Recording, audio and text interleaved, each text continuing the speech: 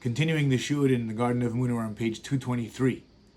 Don't force the hour, or the hour will force you. There's a thing called impatience. And a lot of people are very impatient for their parnasah. What does that mean? It means that he has to pay the mortgage, or he has to pay tuition, and he has no clue how he's going to pay it. So he starts to figure out how he's going to get the money. So what does he do? He knows he's making a deal with this guy. He tries to figure out different ways. How do I convince them? How do I force the hour? How do I make the be'ah now? And then sometimes they try to force an item on a customer that they don't really want. And then they could potentially ruin the relationship with the customer.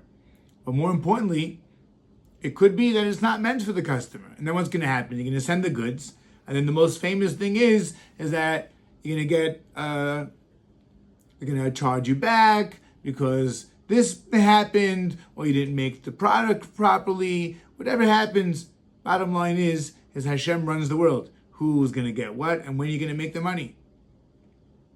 Or maybe a different way you could look at it is maybe he's not going to return it. Maybe it is destined for that customer. But really the money is destined for you for later. So what's going to happen is now you're going to sell to the guy. You don't need the money now. You're going to use it up. And then later on, when you do need the flus, you're not going to have it. Why? Because you sold this too early. So very, very often we put ourselves in our own disastrous thing. It's very similar to eating an unripe fruit, right? A guy goes and he takes a pear or an apple and he bites into it and it's not ripe yet. It's disgusting. It's not good, right? You could forcefully eat it, but it's not something you would want to do. So in that thing as well, it's the same nekuda. We have to understand that we're forcing issues. It's like eating an unripe fruit. The Gemara in Berachot on Daf 64, it says over there, there's a title of our video. He explains this inyan. It's a Gemara. Don't press the hour, or unfortunately, the hour will press you. And the rabbi gives a beautiful rule here. It says a golden rule.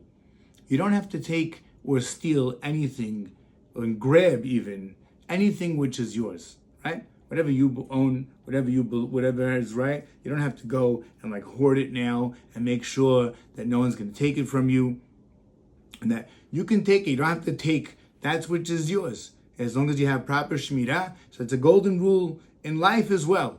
Don't do things that are going to unfortunately cause you to have problems. And what's that? Stealing, lying, convincing, more than the necessary. What we need to do is have emunah in Hashem and trust Hashem.